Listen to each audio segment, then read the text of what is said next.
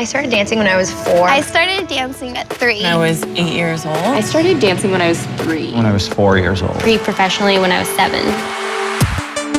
I knew from the age of 7 that I wanted to be a professional dancer, and I knew from age 9 that I wanted to be a dancer with the New York City Ballet. So being an apprentice this past year has been the first part of that dream. After graduating from the School of American Ballet, some dancers are chosen to be apprentices.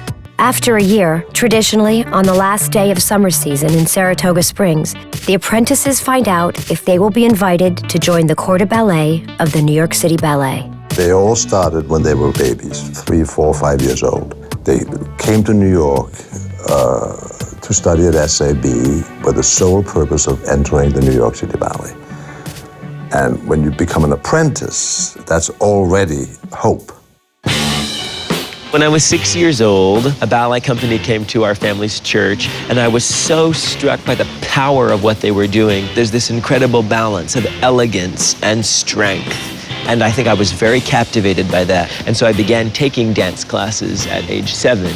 I came to New York City when I was 14, and 9 days into the program, I was invited to stay for the winter course. And I was absolutely thrilled. I'm the youngest of 7 children, very, very little money in the family that I came from. And so when I was given that chance to come to the school, my parents were thrilled, but there was no way we'd be able to pay for that. And so the only reason I was able to be at the school for those 4 years was a full scholarship. So I've been entrusted with a lot, and so it's been a great joy to give back through dancing as best as I can. And it all began there, on that 9th day of the summer course, being invited to stay in New York City. And I've never left, and I hope I never will leave.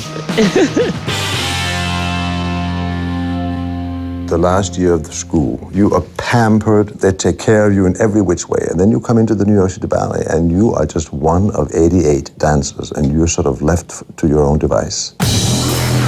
You just have to go in there, dance your hardest, always be at your best. You're there to make a point that you want to be here, and you have to be on top of your game all the time. That's what you're here to do, and that's why he picked us as apprentices, because he saw something in us.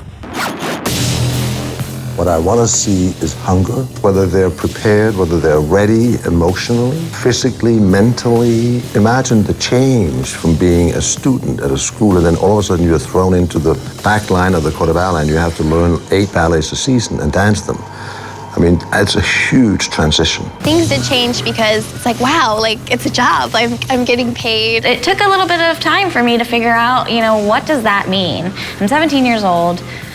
I have a job, I'm living on my own, I'm cooking. What do I cook? How do I cook?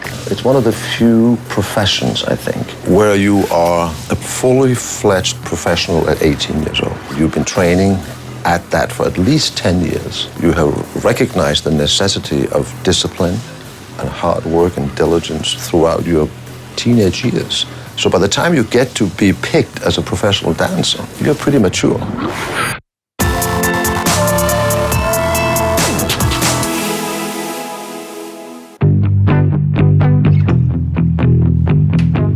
When I was younger, I knew I wanted to dance. I just enjoyed it so much that it became like my passion and what I really wanted to do. I couldn't even imagine doing anything else.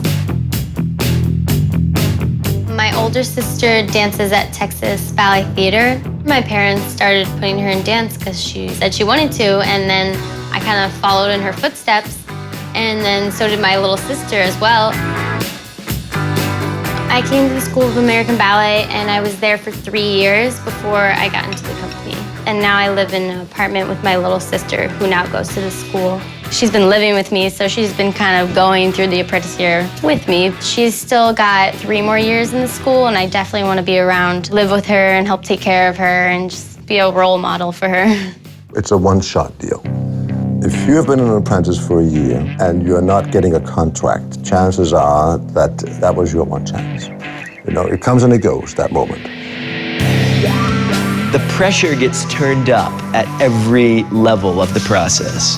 So in that sense, it's comforting because you know that even the most senior dancer in the New York City Ballet was also once an apprentice. When I first got into the company at the age of 16, I wanted to be the next star. It was just so much about getting the next part and getting promoted and those feelings of kind of rushing forward. When you've been in the company for a few years and you see like the apprentices all come in and their technique is like superb, you are just kind of like, crap, I let a few things slide. This whole year has been building up to this moment. This is the very last day of the Saratoga season, and this is a moment that I've been building towards since I was 9 years old.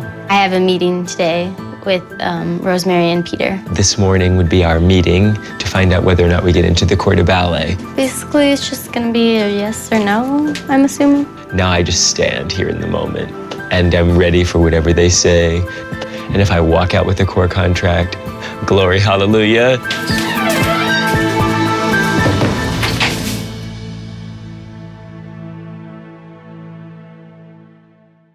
Men tend to have a shorter career just because their dancing is more punishing for the body. Because if you think about it, they're either jumping or they've got a girl up over their head.